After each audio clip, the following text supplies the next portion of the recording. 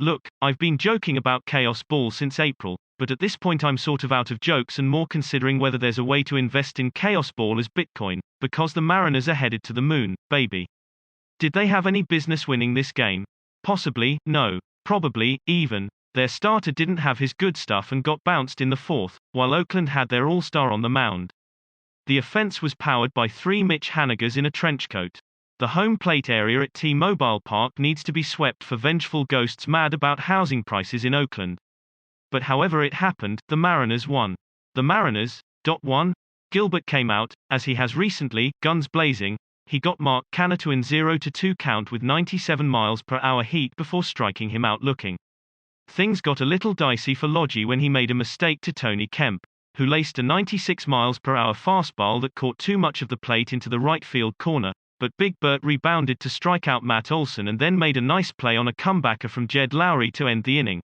Gilbert was sharp in his second inning as well, striking out Laureano looking, Mitch Moreland on a weak half swing, and then getting Chapman to fly out easily. Unfortunately, the wheels came off for Gilbert in the third, when the A's were able to wait out some poor command from Logan, who didn't have his secondary command from the jump, getting into protracted battles with the young hurler. That's something that we saw some in the minors, on days when Gilbert didn't have his good command. Gilbert getting into long battles with batters and usually winning them but doing a lot of damage to his pitch count in the process. Today he damaged both his pitch count, 41 pitches in that inning alone, and the scoreboard, as the A's took a 3-1 lead on 4 singles and a walk, taking advantage of some poor command as Gilbert fell behind in counts and found he had to rely almost exclusively on his fastball, which was down to 94-95 in that inning. JT Chargois had to come in to clean things up to end the inning and get the final out as Gilbert's pitch count spiraled into the 70s. It was a disappointing outing after Gilbert had put together such a strong string of games to begin his young MLB career, to say the least, but that's why they say development isn't linear. Mirroring Gilbert's night, the offense also got off to a strong start and then had the wheels fall off. Haniger doubled in the bottom of the first and then Ty France brought him home with a nice piece of hitting, redirecting a fastball running away from him through the from there. Things got much easier for Bassitt and much harder for the Mariners batters. Bassitt blew through the soft underbelly of the Mariners lineup 1-2-3 in the second. He gave up a home run to Haniger, who had just missed one earlier, in the third, but otherwise had a clean inning.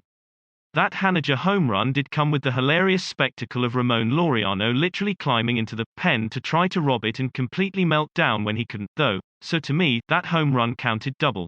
Forget fan interference, this was straight up player interference.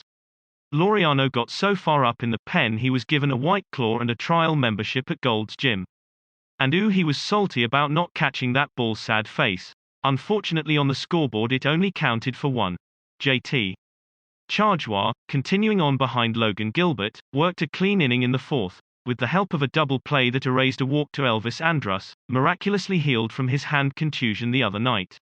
Anthony Misovich should have had a clean inning to start off the fifth, but JP mishandled an easy grounder from Canha and threw it into the Mariners' dugout to effectively saddle Misovich with a lead-off double.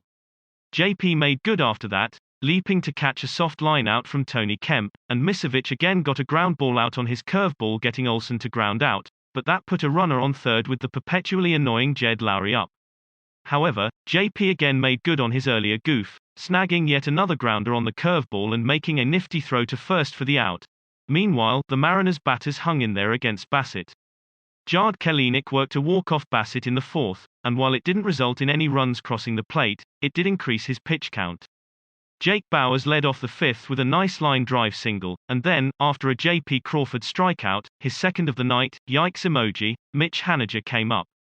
Bassitt smartly started Haniger out with a slow curve at the bottom of the zone that Haniger flailed at wildly, then followed that with a slider Haniger laid off of and a change-up off the plate he reached after but was able to foul off.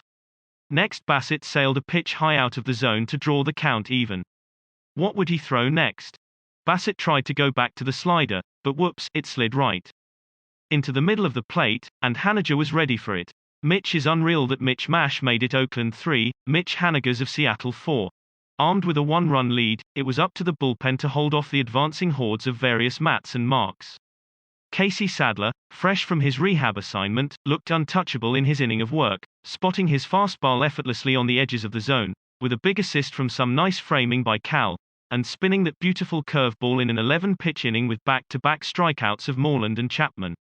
Drew Steckenrider had the 7th and started off with a 3-pitch easy flyout of Andrus before getting ahead of Aramis Garcia 0-2, who then took advantage of a pitch that caught just a little too much of the middle of the plate to sneak a game-tying home run barely over the right field wall, just inside the foul pole, a 95 miles per hour EV, and an XBA of just .290. Tie game. Boo. Boo, I say. Deolis Guerra got 3 fly ball outs in the 6th, but led off the 7th by giving up a single to Jake Bauers, again, and was promptly replaced by Sergio Romo, who, if you will remember, steamrolled over the Mariners in Friday's loss. JP promptly lined into a double play and Mitch Haniger couldn't drag the corpse of this team's offense across the plate one more time, striking out to end any threat of scoring in that inning, and things felt not great, especially after Romo came back out in the 8th to dismiss the heart of the Mariners lineup 1-2-3. The Mariners sent Paul Sold out for a second straight night of work in the 8th, but he dismissed the A's quickly, striking out Matt Olson and Jed Lowry, on 3 pitches for Lowry, and getting Laureano to ground out. Kendall Graveman, also working on back-to-back nights, was just as effective, getting 2 groundouts and a strikeout of his own. But Chaos Ball is here, and for whatever reason, she really hates Lou Trivino.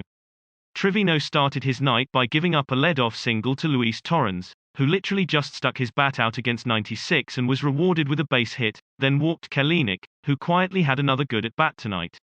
Yay Jard. Shed Long came up to pinch hit, theoretically to sacrifice bunt, and struck out looking instead, a call I don't love since Trivino was struggling a little to throw strikes, as witnessed by him going to 3-0 against Bauers in the next at-bat. Also filed under things I don't love, having J.P. Crawford, who is on an ice-cold tear lately, swinging, as he tapped into a fielder's choice at home for the second out of the inning. That brought Mitch Haniger up with 2 outs. Could Mitch magic happen again? It seems like so much to ask. Too much to ask, says Chaos Ball, and asks to give Mitchell Evan Haniger, who has done so much, a little helping hand. And where there was only one set of footprints, that was where Mitch Haniger once again carried this team. And where there was only one set of footprints and they were doing the Charleston over flaming coals on top of an active volcano with a bunch of hungry hippopotamuses at the bottom, that's where Chaos Ball carried us.